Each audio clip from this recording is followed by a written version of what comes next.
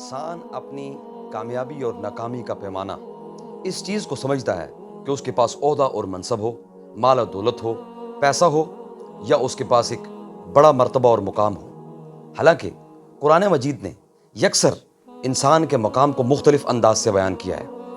اس قرآن مجید کی مختصر سی صورت کے اندر اللہ رب العزت نے بالکل واضح انداز میں کامیابی اور ناکامی کا نقشہ کھینچ دیا۔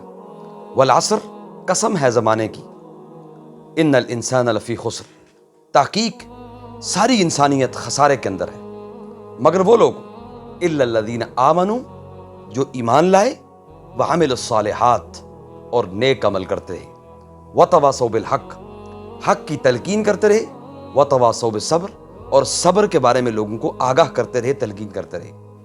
گویا کہ قرآن مجید کی اس مختصر سی صورت کے اندر اللہ رب العزت نے واضح بتلا دیا کہ صرف یہ 4 چیزیں انسان کی کامیابی کا باعث بن سکتی ہیں، اس کے بغیر ساری کی ساری انسانیت خسارے کے اندر ہے۔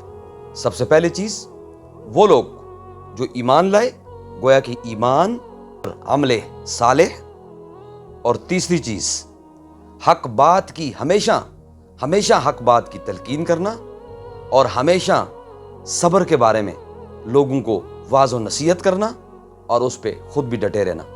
جن لوگوں نے ان 4 چیزوں کو اپنایا، گویا کہ وہ کامیاب اور کامران ہو گئے۔ جنہوں نے ان 4 چیزوں کو چھوڑ دیا، قرآن مجید کی روح سے وہ ناکامی کی طرف چلے گئے۔